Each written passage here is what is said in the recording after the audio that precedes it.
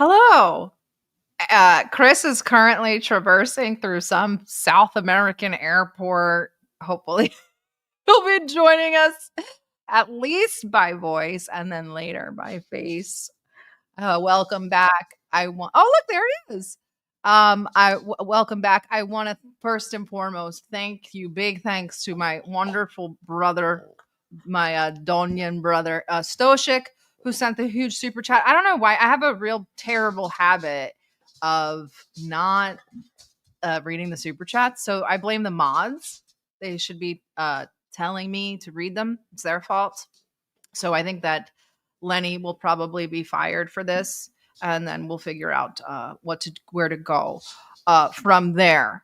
And also, I think there was Nathan sent a super chat, as well as Haas and Chris. I know you're listening backstage. Haas has asked that you make your hair and beard nice or something like that. I don't remember. Something about your hair and beard. I don't remember. I love it. I love it. I love it. Greetings to everyone. Greetings to everyone. I'm currently in transit, so I apologize for not being on video, but pleasure to be with you all this hour. Yes, thank you for joining us via voice. I'm sorry, everyone. You won't see his handsome face. Maybe he'll upload a picture, so at least you get something to look at. But anyway, we're everything, like throw the whole show in the bin. I had some little outline. I woke up to a little leak, and then all of a sudden, like an hour and a half ago, the floodgates opened, and I said, just throw it in the fire, and we'll just try to start over. We'll start with what we do know for now, which is that Mr. Shara comes to Washington. I think the timeline of this visit is very important. We talked about it a little bit on Sunday. He had arrived, played basketball with, some people thought it was AI, which was kind of funny. It could be. Played some basketball with our wonderful U.S. military members. I think some of them were even generals. And then following that, he met with Trump. Interestingly, he arrived at the White House and he was snuck in the back door. You could see him. There's videos of him coming in and out of the back door. No pun intended. But there he is sneaking in through the back door, which is your first clue that the Trump administration probably knew this wasn't the best idea. Not very good optics. Yeah, because usually they have like the camera crew out there. They have the whole photo op, right? When the car door opens and, they greet each other on the side. And that didn't happen this time. Now you have to peer through the fucking fence. Yeah, they looked through the fence, which I thought was very interesting. It gives a big signal. No press, no joint statement. The stuff that they did choose to release is very strange. I don't recall that really anything came out of the meeting at all, but here is one, a really, really odd clip. This is men's fragrance. Yeah. This is what, It's the best fragrance. Come here, I have more here, sir. Okay. So what we'll do is just take that, Joe, put it in, and then the other one is for your wife. How many wives? Their wife. You guys, I never know, right? I never know. How many wives you got? I thought that was so funny because at the same time, people are shrieking about Sharia law and like Islam taking over the country, and Trump's over here like, "How many wives you got?" I wish I could. I know, it was totally cool, and also Trump's culturally competent in this regard. And when it comes to women, of course, women and sex, he's good to go. And everything the cologne, else is a disaster. Everybody knows cologne, an Arab and a Levantine man love a good oud, a good. Yeah, oud. That's right. That's what I thought he put on him. This is men's. We'll send you with one for your wife.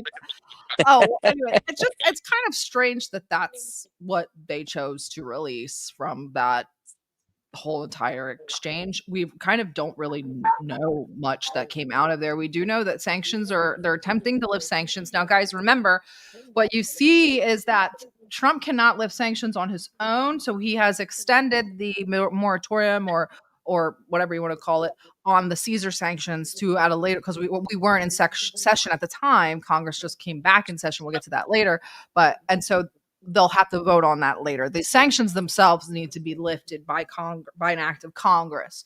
So they're in a moratorium again for another 6 months. And there's no word on when that will be voted on.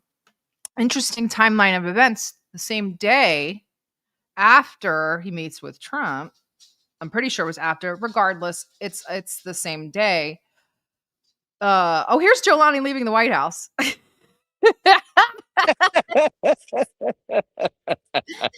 was interesting. Like he's on a chariot. Yeah, there were people there with Free Syria flags, and they were kind of cheering him on. And then Kurdish Network posted this. And then there was a little bit of a back and forth online about sectarianism. Here we go. Yeah, and just in a little bit of Sunni sectarianism, which was interesting. But yes, so the same day he met with Trump, he met with the rabbi. Now, who is the rabbi? He met with Rabbi Yosef Hamra, who is the leader of the historic Syrian Jewish diaspora. At the meeting, he received an Abrahamic blessing of unity, and Syrian American Jews like Joe Jihadi hyping it. He said it was history in the making. There was tons of money pledged, and they let it chant saying New Syria. So if you guys remember, old Syria was obviously anti-Zionist. So this is a very huge normalization signal.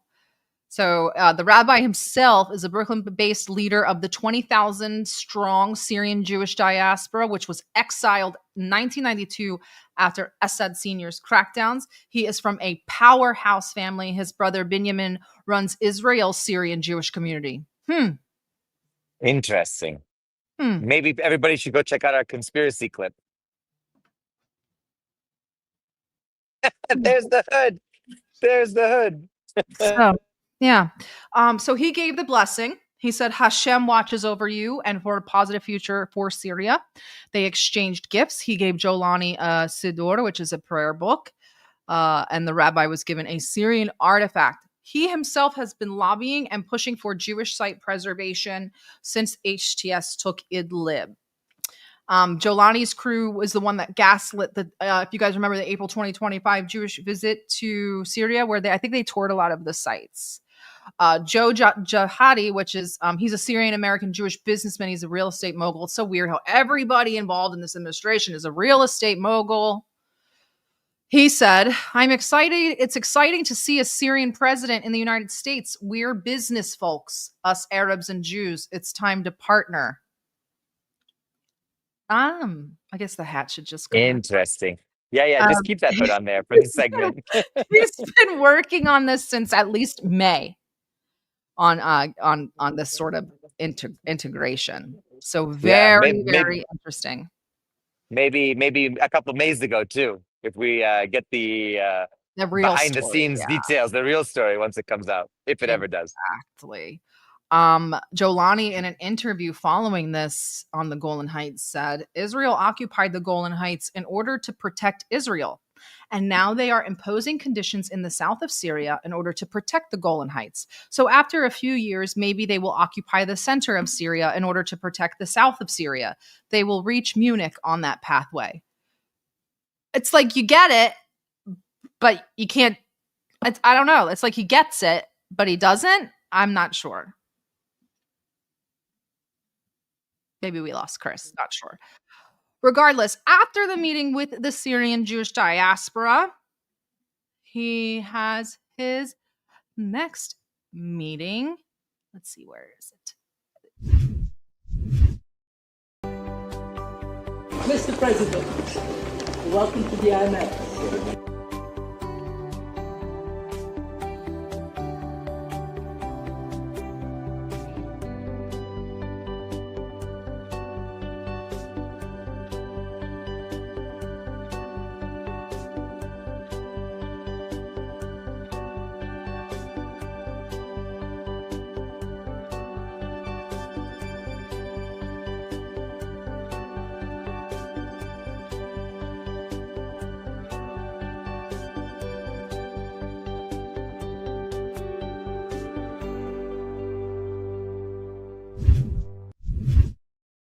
I could have probably There it is. cut that down, but the music was so interesting, wasn't it? We didn't add that, I don't think. I think that No, was that was on the original clip, I on the think. original. Yeah. So, guys, Of remember course, he had to make a pilgrimage. He had to make a pilgrimage to the White House, had to make a pilgrimage to the exactly. Jewish community, and then had to make a pilgrimage to the IMF, you know? Yeah, you see how we tell stories here on DD Geopolitics? We know what's really going on.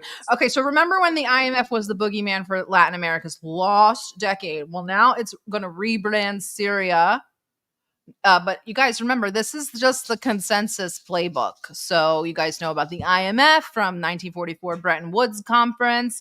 HQ is in Washington, D.C. Their core gig is to stabilize global finance by lending to countries in balance of payments crises. Think short-term emergency cash with strings attached, conditions like austerity to ensure repayment. The World Bank is same origin, but long-term focus, loans and grants for development projects, et cetera, et cetera.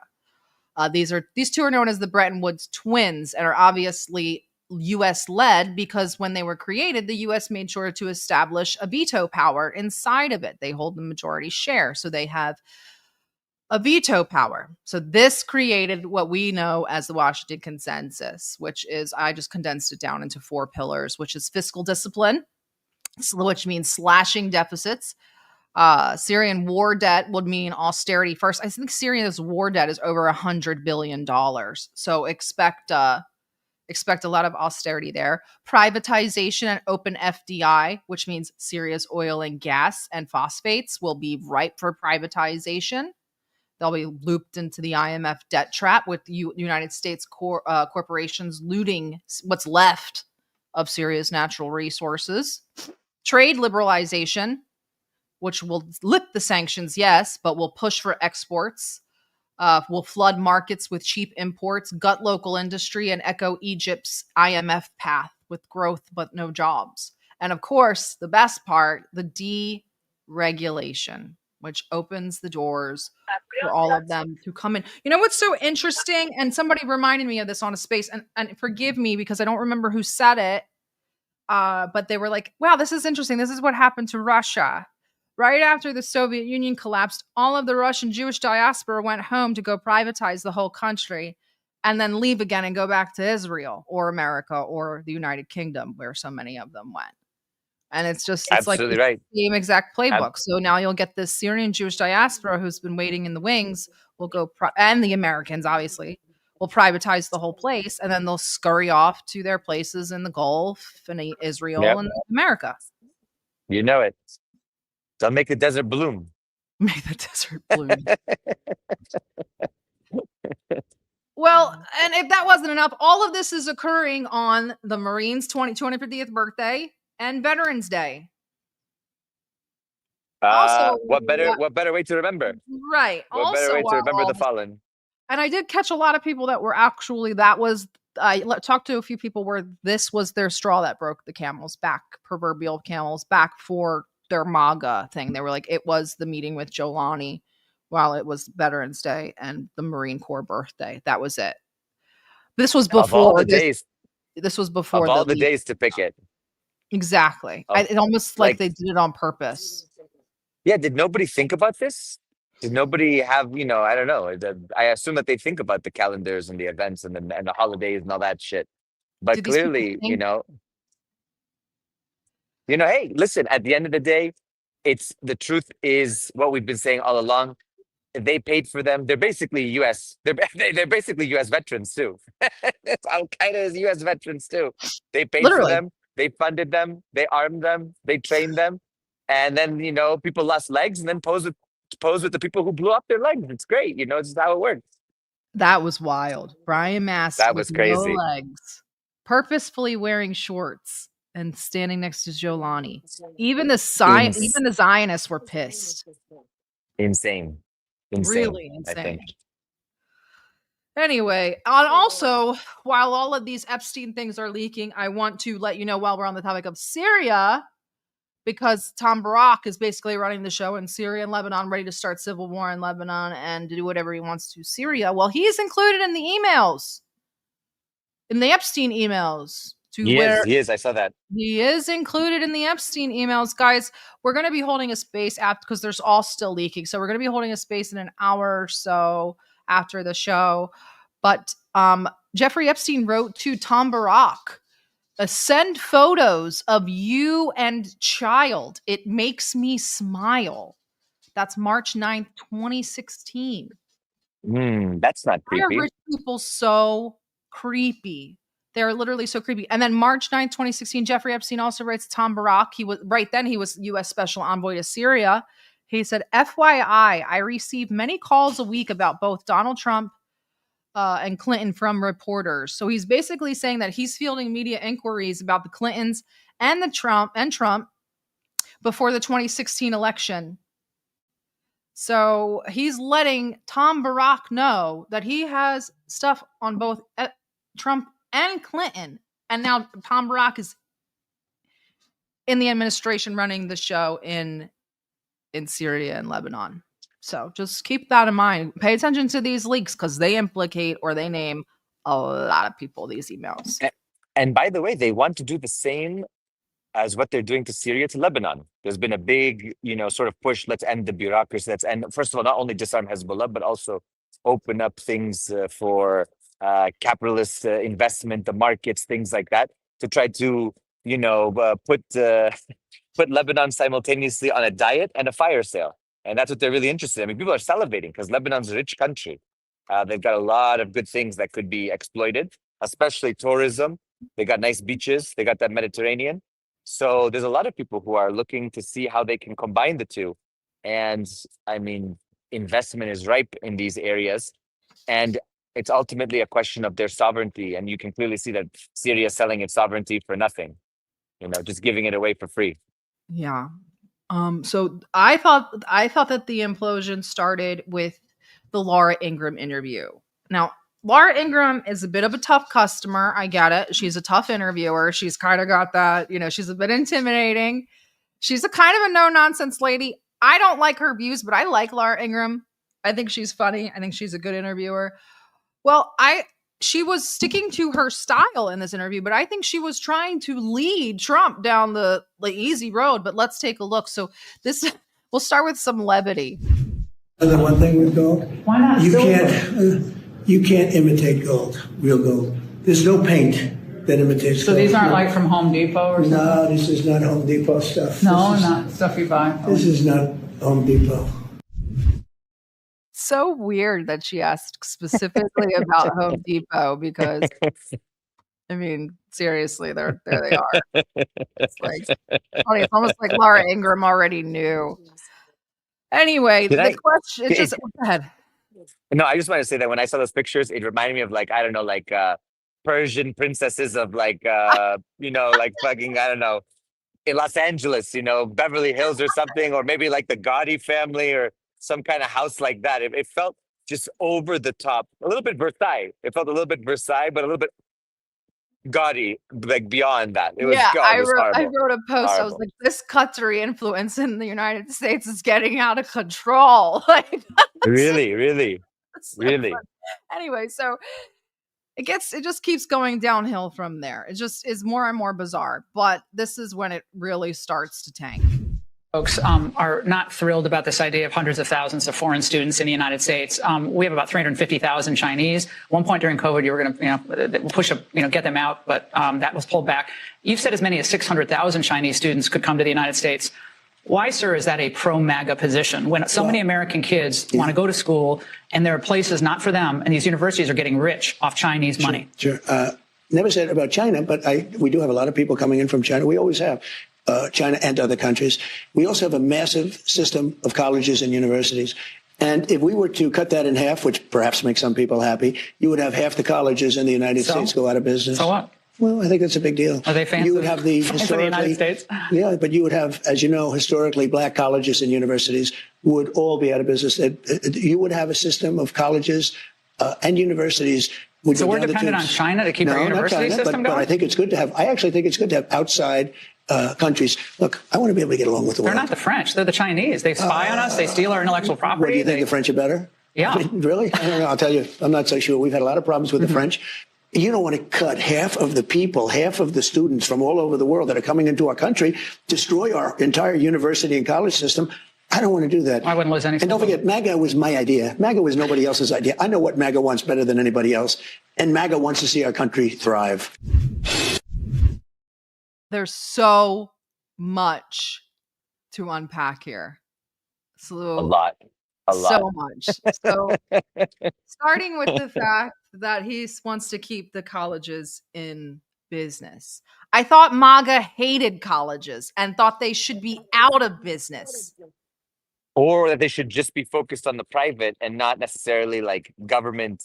It felt a little bit of government intervention, didn't it? Or like kind of government involvement. Right. Which is what they hate. Exactly. Then he mentions the historically Black colleges and universities, which is insane. Are the Chinese students going to the HBCUs? And since when does Trump care about the HBCUs? I mean, I think that there are Chinese students there, but it's a minority, and it is nowhere near the numbers of other big major state and private universities. I can't imagine. I don't know. Is he trying to, okay, I got to put the hood on. Is he trying to instigate tension? Because you know how the Chinese community, you know how the Asians are seen as like the model minority, and then to send them to HBCUs and to see what happens. I mean, who knows who this is? I would not put it past the Trump administration to be experimenting on strategies of tension. Really? No, I'm serious. Well, true. And also recall, I don't remember if it was Sunday or last Wednesday, we covered when he was bragging. It was Sunday. He was bragging to the Republican Jewish coalition of all the money he sued or gotten out of these universities to give to Jews for hurting their feelings. Why are you suing them if we need Chinese students to keep them afloat? Exactly. That's what I'm saying. I think there's something more to this. I don't know what the end game is, but clearly something's brewing behind the scenes. What do you make of the comment with the French and the Chinese? I understand Trump doesn't like France, but historically they're obviously more of an ally to us than the Chinese. And Laura's sort of pushback. I felt like she was trying to get him to be like, "Come on, like I'm giving it to you on a silver platter, and you're still not eating it." No, listen, Trump. I think Trump wants to be a strong man, and he doesn't necessarily believe in the traditional allies like France and UK. Okay, a little bit because he has businesses there, but I think that that he's willing to sell anybody out, even America's old friends and allies, for nothing, and he's willing to equate the two, or to outright say like, "Well, we don't even need them." He did say he wanted to do Bastille. Like he loves that. Yeah. So he loves some aspects of the French, but I don't think he likes all of them. I think he was a Freedom Prize guy, if I remember correctly. So just FYI. It gets worse. There's never going to be a country like what we have right now. And does that mean the Republicans have to talk about it, Laura. And does that mean the H-1B visa thing will not be a big priority for your administration? Because if you want to raise wages for American workers, you can't flood the country with tens of thousands or hundreds of thousands of foreign workers. You also do have to bring in talent. We have plenty of talented people here. No, you don't. We don't have talented people here. No, you don't have. You don't have certain talents, and people have to learn. You can't take people off an unemployment line and say, "I'm going to put you into a factory where we're going to make missiles," or "I'm going to put How did we ever do it before? Well, I'll give you an example. In Georgia, they raided because they wanted illegal immigrants out. They had people from South Korea that made batteries all their lives. Making batteries are very complicated. It's not an easy thing. It's very dangerous. A lot of explosions, a lot of problems. They had like 500 or 600 people, early stages, to make batteries and to teach people how to do it. Well, they wanted them to get out of the country.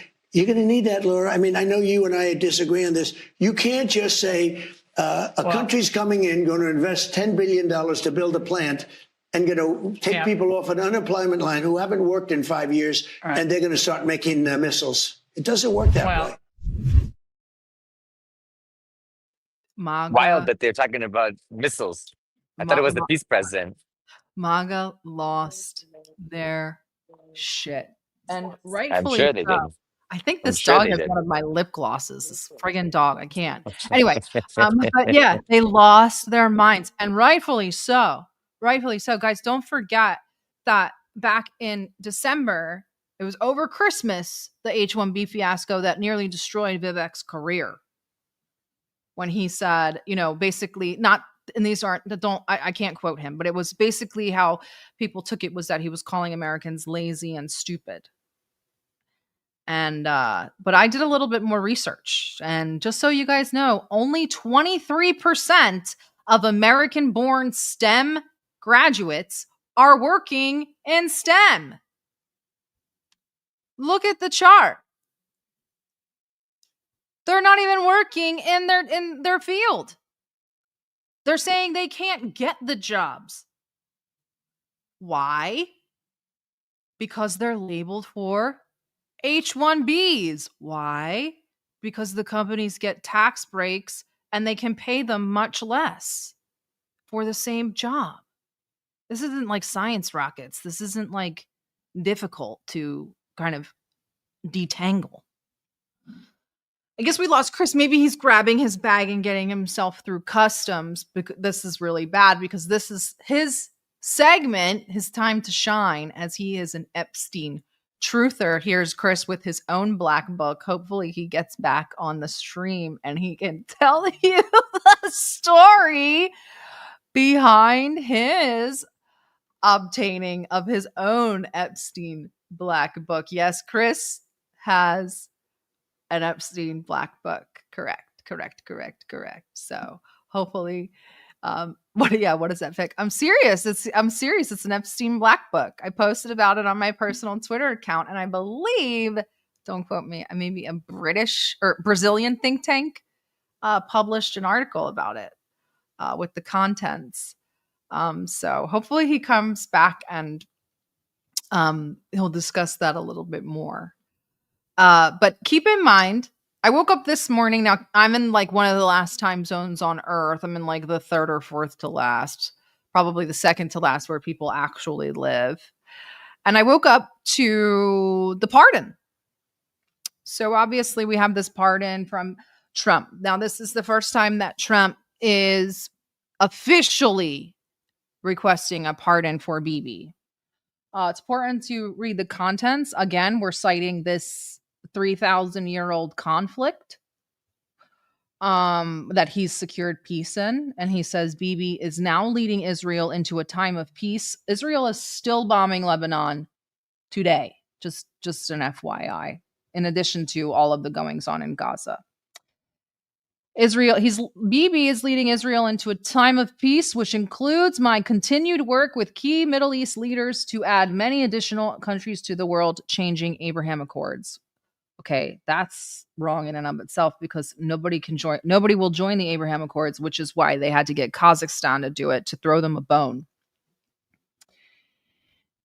He is asking for the pardon. And he says he believes that this case against Bibi, who has fought alongside me for a long time, including against the very tough adversary of Israel, Iran, is a political and unjust prosecution. And he asks the president of Israel, Yitzhak Herzog, to end the lawfare once and for all. Very interesting that this is coming out today, given what else is going on. Really interesting. I also thought it was interesting that Trump is very much saying, Bibi and I are partners in crime. Well, he's saying they're partners in peace, but we know what he's really saying. They're partners in crime. All week long, this Epstein stuff has sort of been trickling out. Dropsite has been posting a lot of different smaller stories. Most people probably aren't very interested in them. Dropsite does have very good access to leakages, I've noticed, and they've actually linked to a few drop boxes as well. But so here, these are all kind of not low level, but around the world, baby stories, whatnot, what have you. That has been going on all week. If you guys haven't noticed, this morning, it is this is the first tranche of emails that were released by oversight Dems. Now, I understand when you get stuff from oversight Dems, it can be taken sometimes with a bit of a grain of salt. I get it. But so here's where it starts. Now, here's the 3 emails. I don't know if you guys can see them because I don't think I can on this, but hold on, let me grab. So this morning, this comes out. These are some emails that happened between Jeffrey Epstein and Jolani in the first email. In the second email, that is journalist Michael Wolff writing to Epstein. And in the third email, that is Epstein writing back to Michael Wolff. So these emails confirm that Trump was definitely involved with Epstein in some capacity, but that he hasn't barked. He says, I want you to realize that the dog that hasn't barked is Trump. This victim right here, this redacted victim, is Virginia Giuffre. She spent hours at my house with him, but he has never once been mentioned. Read this commentary from Michael Wolff. It's incredibly damning. He says, I think you should let him, Trump, hang himself. If he says he hasn't been on the plane or to the house, then that gives you valuable PR and political currency. You can hang him in a way that potentially generates a positive benefit for you. Or if it really looks like he could win, you could save him and generate a debt. Very interesting that Michael Wolff is a journalist. These two are pretty freely talking about blackmailing the potential president of the United States. At that point, he hadn't been elected yet. In 2019, Jeffrey Epstein writes to Michael Wolff that Virginia Giuffre, he says, Virginia Giuffre, Mar-a-Lago. Trump said he asked me to resign, but I was never a member. Of course he knew about the girls because he asked Ghislaine to stop. So Jeffrey Epstein was never a member of Mar-a-Lago, which is something that I think Trump has stated more than once, and that he had ejected him from the club. That doesn't seem like it happened, and we'll get into that a little bit more. This is another really interesting email from Michael Wolff. This is 2016, again, right before the presidential election in which Trump won. There's an opportunity to come forward this week and talk about Trump in such a way that could garner you great sympathy and help finish him. Interested? Are we kind of understanding why Jeffrey Epstein died or what had to be removed from the situation? Why Trump has called the Epstein files a Democratic hoax? You know, we knew this was ridiculous when he did Bindergate. If you guys remember when they took a select dozen or so influencers and gave them binders at the White House. And then I think that they expected that to kind of quiet things down. It's just been an absolute farce since then, an absolute charade. It's so insulting. I was never an Epstein truther. I'm not, it gives me the ick. I think it's a little too dark for me.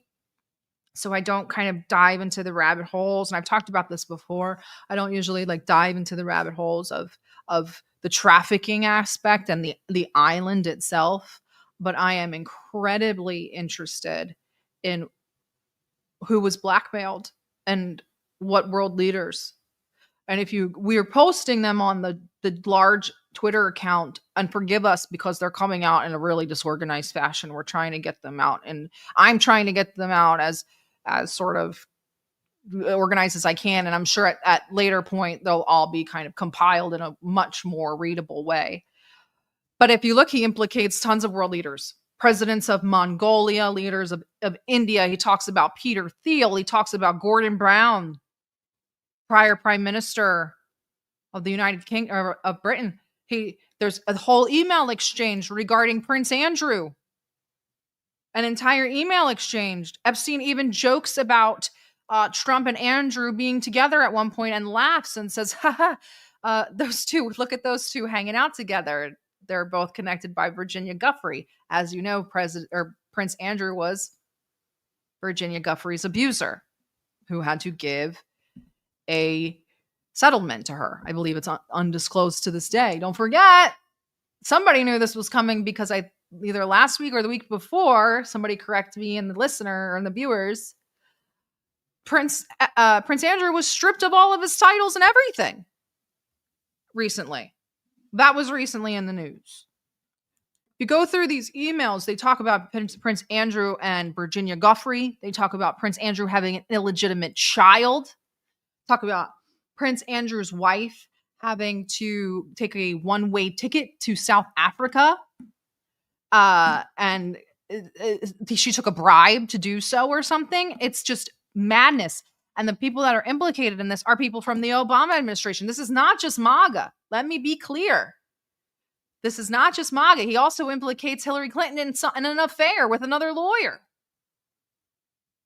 So this is not just MAGA. Okay? And so for people who say, oh, it's a Democratic hoax, for them, that takes Hillary Clinton out. If that rabbit hole's explored. You think that the Democrats would sacrifice Hillary Clinton to take out Trump? Do you think they would be allowed to do that? No.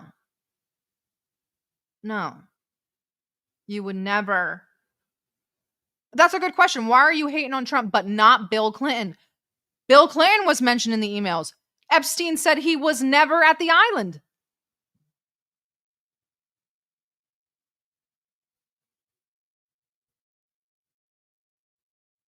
I hate Bill Clinton too. Fuck Bill Clinton. Mostly for Kosovo.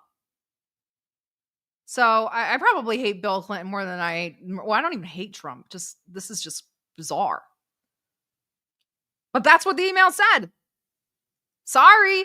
Hate to burst your bubble. I don't know what to tell you. You say BS. I give you all the other one. You want some stuff to be true, some stuff not to be true.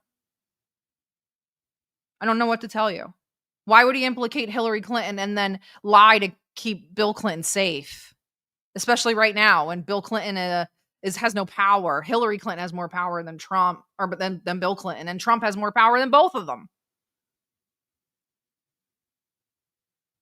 So I don't know. Again, I'm going to reiterate that I'm not a big Epstein truther. I don't like to do human trafficking stuff. It gives me the ick and it scares me. It really does. It freaks me out. It's too dark. It's way, way too dark when people start talking about that.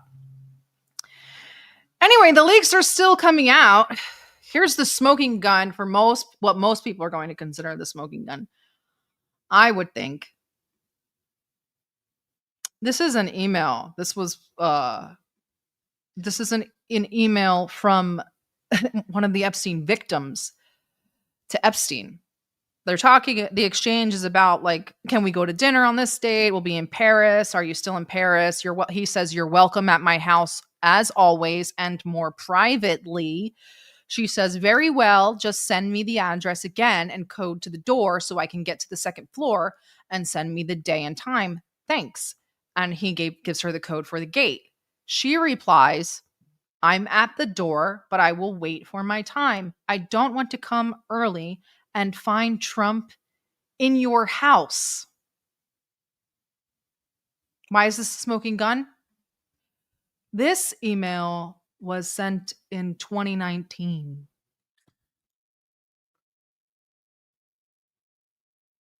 So, if Trump was at an Epstein residence in 2019 or even 2018, that means that he lied. He lied the entire time. He lied. Sorry, 2017. The email's from 2017. Regardless, he said that he had cut ties with Epstein and that he was a creep. I believe that's what Caroline Levitt said, that he was a pedophile and a creep. Caroline Levitt, just some advice to you is stop calling Epstein a pedophile and a creep. because this is not going to go the way you think it is. I would stop calling Epstein a pedophile and a creep because your boss, Anyway, here's a clip put together by one of the greatest accounts on Twitter, especially right now, Gen X Girl.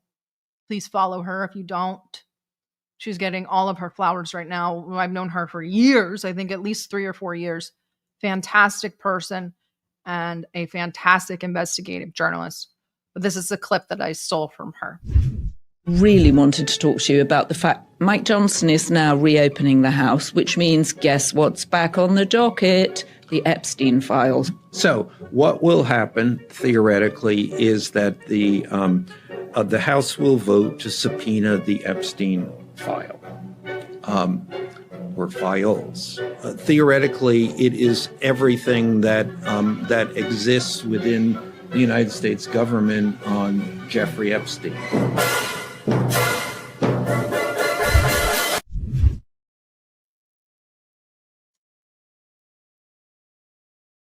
Breaking, just coming through the wire right now. House effort to force a vote on compelling the Justice Department to release the Epstein files has now reached the required 218 signatures.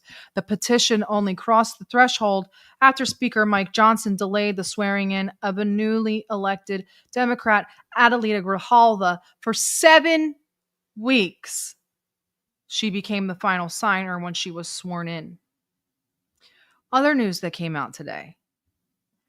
The Trump administration contacted Lauren Boebert and Nancy Mace today to try to get them to change their votes or their signatures, withdraw their signatures from the petition.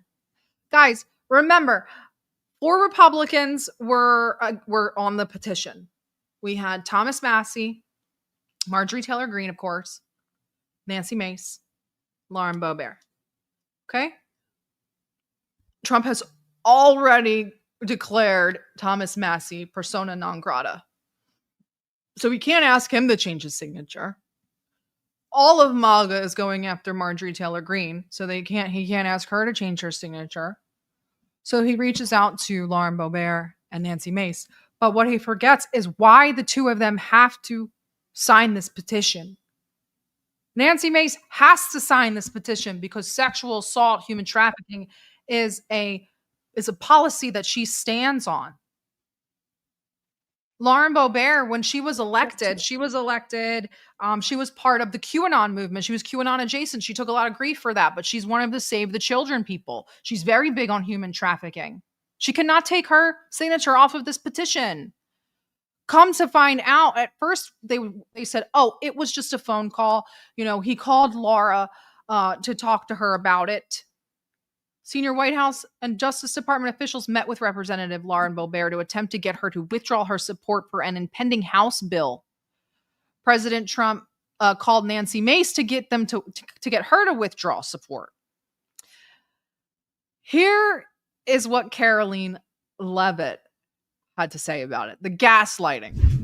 Given your interest in transparency, Caroline, why are White House officials then meeting with Representative Boebert in an effort to try and get her to not sign this petition calling for the release of the files? Doesn't it show transparency that members of the Trump administration are willing to brief members of Congress whenever they please? Doesn't that show our level of transparency? Doesn't that show the level of transparency when we are willing to sit down with members of Congress and address their concerns? That's a defining factor of transparency, having discussions with members of Congress about various issues. And I'm not going to detail conversations that took place in the Situation Room, in the press briefing room. Reagan. I have a question about the government. I'm so glad you're back, Chris. We're talking about the Epstein leaks and everything. Oh my God. How is that? Can I just ask a question? How is that transparency? That's just good communication, I guess, if you want to be generous. But that's not transparency because you're just communicating.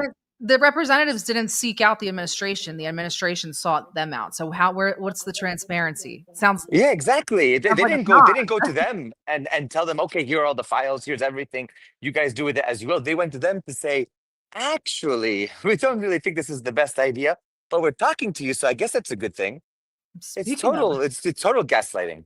speaking of bad ideas, BB thanks Trump for the pardon. Probably not the best right now, BB. If I could advise you, don't. I would just try to distance yourself from Trump until at least after the weekend, if you can. By the way, I've already noticed BB's already set to make another state visit. This motherfucker can't stop coming here. He's here more than he's in his own Connecticut. He It's must have because so he's much wanted in his own laundry. country. Yeah, That's right. because Nobody he's likes wanted him in at his own home. country. Exactly. Well, Chris, I think this Exactly. was the smoking gun. I don't know if you saw it yet, but this is the email from one of the victims in 2017 that states that she was at Jeffrey Epstein's residence and didn't want to come in early to find Trump in his home. Oh my God. I mean, I can't remember what oof. the date was that Trump cited, but he did say a certain year. And I feel like it was in the early 2000s that he said, I cut off Jeffrey Epstein because he was a creep. No, there's no cutting off. There's no cutting off. Right, but You and I know that. Trump He claimed claimed that it. he He did. claimed but it. He do claimed you it. know Absolutely, he claimed it. like when he claimed to have done that? Like when Mid to late 2000s. yeah, Mid I to don't late think it was 2000s. after 2010. No, it wasn't. No, because already at that time, there had already been some reporting surfacing and things like that. People were eyeing the situation quite closely, although nothing really substantial at So that Chris, point. I But had the viewers are all begging me to know where ah, a little bit of the story behind this photo, and then we'll probably get to go and get to rapping. so of course, people, I've had this book now since 2020, and it's in a safe place now. It's very safe, away from my family, thank God, and everybody around me. So I will say that the book, of course, is very valuable because a lot of the contacts are still active. So a lot of the telephone numbers in there still work. We know because we've called them and spoken to people. That's how we help to authenticate the book. But the story, of course, for those who don't know, the story is basically, yours truly loves to just spend hours and hours online researching things because that's what a researcher and academic does. Yeah. Instead of being in a library, which I normally am in a card catalog or in an archive or somewhere cool, maybe on an archaeological dig. The internet is also an archaeological dig of sorts, just with a shorter timeline. But I was online searching for the first book, which Nick Bryan had released via Gawker at the time, just a few years back. And as I was searching for the first book, which was published, I stumbled onto an eBay listing for another Epstein book, and so I was quite surprised with this whole thing. And I said, at first, I found it very strange. I said, why would somebody be selling about a $500 reproduction of something that you can just PDF and I could print it out at my school for free? So I messaged the person directly and I asked them, can you tell me the provenance of this item? Can you tell me about the book, how you came to have it? Is it real? Like, what do you know about it? And the person was very genuine, basically like, look, I found it in the 90s. And when they said found it in the 90s, my head, kind of exploded because the other book was authenticated to the 2000s. And so this would mean that this was an earlier version. So immediately I started to ask some other questions. And basically, it was just kind of like, a woman who was kind of like a music kind of groupie hanging around New York City in the 90s, kind of like, I don't know, kind of in between grunge hippie style. And was just walking down Fifth Avenue and saw this group of people, this entourage, get into a limo, and this guy dropped this book. And so she picked it up and kind of ran after them. They left, and so she kind of looked at it and said, "Oh, it's a curiosity," because nobody knew who a lot of the people were. I mean, she knew some of the people in there, but she was like, "Okay, it's just an average book." But she didn't know who Epstein was. She knew who Trump was and things like that, of course, in those days. So she kept the book, and she eventually moved to the West Coast from the East Coast and put it into storage. And lo and behold, as she was cleaning out her storage unit, she stumbled back on the book and then realized what it was. And then she tried to contact, before me, she contacted the New York Times, the Washington Post, MSNBC, ABC, CBS about the book and said that she had it and that they should report on it. And nobody reported on it. So she never got a call. She even told me, she's like, I wrote personally to like Rachel Maddow and all these people, and nobody got back to me. So I said, look, I'm going to buy the book. I'm going to take the risk. And, my, my wife at the time was ready to hang me and, string me up for spending what ended up being about Right. $425. But she said she needed new tires and she needed to sell it quick. So I was like, no problem, I'll help you out.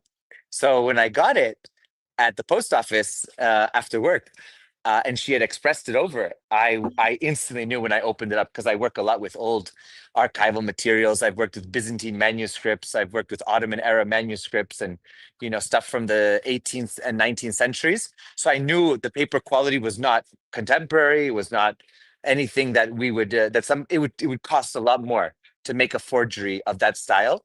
And the fastener of the book, the Gestetner fastener, was for a company that was long since bankrupt and out of business. You are so So I autistic. knew. I know. It's that's Good, why I though. have, I know that's Good. why I have, 5 going on 6 master's degrees and a whole other slew of credentials, because I'm just that kind of, person. So I called immediately. I know, because some people were commenting and being like, "Oh, Brace Belden of TrueAnon thinks it's fake," but it's not true, because I called him immediately, Fuck that because I guy. had been That in. guy sucks. It was crazy. So anyway, so I called Brace again. At the time, he had the TrueAnon podcast, which they still have, and I was like, "Hey, I have this book," and he was like, "No problem. Let me connect you with Nick Bryant." And then I got in touch with Julie K. Brown of the Miami Herald, who was the one who originally broke the big story, and has been one of the leading journalists on the case. So Nick Bryant, I sent them both PDF copies of the book, because I photographed it and kept it for safekeeping, just in case something happened. I put it in a safe place, and they authenticated it and were like, "Absolutely, let's connect you with the editor at the time at Gawker, who was at Business Insider." And that was Tim Cook. So we got together, and he came up and was able to bring a team. They took the book, they authenticated, they brought it to a forensic analyst. They gave me like this massive report. They put it under the microscope. They did all sorts of tests on it. They were able to call all the numbers. And it was a quite extensive investigation. So we authenticated it. I was really nervous about a government coming down on me, but because Epstein was dead in Ghislaine's court case, they didn't admit this as evidence, because it wasn't in government custody. They basically were like, "We don't know about this second book, but we're not gonna have it as one of the items." So at that point, I've just had it ever since. And, people have been very interested. People have offered all sorts of things for it. I've tried to auction it so I could get rid of it, because, for all intents and purposes, it feels like a satanic relic. I like my icons. I don't like this relic around. So I still have it, and I'm doing research. There's going to be an article coming out soon on a very bombshell news story. I can't go into details now. Been working on it for about 4 years. And I think that we're at the tail end of it. So just get ready for that in the next few months. Hopefully nothing happens to me. I'm not suicidal. What about me? I gotta get out of the belly of the beast. Oh my god. I know. We gotta get you said. Actually, a couple of people messaged me when this Vermont Digger article went live, and they were like, "Are you safe? Are you okay? We're so worried about you. We're so worried about everybody." I said, "Listen, I'm okay. I'm good. I'm not in Vermont right now, so I'm chill. But we got to get you out. We got everybody. We got to get Sarah out." Anyway, but the story is incredible. I mean, the story is like an modern Indiana Jones story, really. Yeah, I can't wait until it's like actually public. We'll just tease you guys with that for now. Speaking of teasing, we don't usually do this, but on our next episode, as we wrap this up, there's a story developing about Zelensky. Some huge scandal going on. You guys recall? Major, crippling. We'll do a way deeper dive on Sunday when Chris is settled and stuff, and we can really get into it. But if you guys recall, Zelensky was closing down the corruption sort of auditors in the Ukraine. Now it's coming out that they were laundering money, hundreds of millions of dollars. It's not looking good for Zelensky, but it's also not looking good for Trump. It seems like everything's kind of coming down at once. It's bizarre. Which is a perfect recipe for a war, to be honest. Well, a perfect recipe for a distraction. I had gotten to a back and forth earlier. Someone said that they thought that the Epstein stuff was a distraction for Venezuela. And I said, I disagree. I think it's the opposite. the Venezuela thing was going to be the distraction for Epstein, and they were racing and they ran out of time. Like, I don't think that. I agree with I don't you. think anything can distract from Epstein. I agree with you. I agree with you. By the way, if anybody wants to buy the book is for sale. I mean, no, it's not. Are you crazy? Do not say that. Oh my God, you're gonna have like crazy Israelis like trying to. Oh my God, just stop. Just stop. I know. We did try to auction it. It was really crazy. Some like crypto bros tried to buy it. Some very interesting people. It's been very a fascinating journey. But everybody is nervous to have this item in their possession, as you can imagine. Everybody's scared because it's. I mean, first of all, there's never been besides. This was the first item of the Epstein estate ever auctioned. It didn't sell, of course, but then a blazer of his sold. But there's nothing else of Epstein's that's ever been sold or is public or available or in a museum or anything like that. So that's why it's such a unique artifact. And of course, it has all the numbers and codes and all sorts of cool things and handwriting in it too. Sheesh. I Well, know. if Chris I doesn't know. get suicided before, hopefully we'll have more updates on that. But let's do the super chats. Keep up the good work. You all's work is most valuable. That you all know you are helping civics within the American demographic that usually wouldn't be privileged to hear all of your objective, unbiased analysis. Thank you so much, Adasunu. We really appreciate it, and we appreciate you guys watching, and we really appreciate big news. We hit 40,000 on YouTube, so thank you guys so much. Congratulations to everyone, really. Thank you for all your support. And also, little teaser. So right now, people asked where I was traveling. So I am currently in Brazil for COP30. I'm with the Iranian team here, and we're talking about the Zionist war crimes and their environmental impact. I'm here with some fantastic people that you all know, some great influencers and people who are journalists, activists. So it's going to be great. Get ready for some content dropping in the next few days about that. And of course, we're going to continue talking about the imperialist war of aggression on the peoples in the Middle East and all around the world. Thank you, Will. As always, one of our best subscribers and followers. Hope you're all having a good time. Don't forget to like, share, and subscribe. And lastly, a question for Chris. Will Chris be releasing the interviews he did in Kursk on DDG? Where are the interviews? Are they up? So the interview, they might be talking about the interviews with the prisoners of war. Those are going through a secondary process, because of course there are still active court cases in the Russian Federation. Some of these people have committed war crimes and crimes against humanity. So all of their interviews have to be checked and thoroughly, gone through, so as not to cause a legal situation where there could be question about evidence, question about the jury, question about the court, question about the information getting out there before people have their due process. So I just want to make sure that all this gets set, but it's in the pipeline. It's coming. Perfection. And like I said, the leaks are still coming out. We will have a space shortly following this stream. Chris is obviously still traveling. Chris, you can leave whenever you want. But other than that, we will see you guys on Sunday, and we will do a deep dive into the Zelensky corruption scandal. Thank you all so much. And don't forget, America's got no talent. I came up with this concept, but I love it. But area executed. Yes, I did all the super chats. Thank you for reminding me. I do appreciate it. Thank you guys. And again, follow Gen X Girl if you guys don't already. And we will see you guys on Sunday. Thank you. See you on Sunday, everyone. Take care.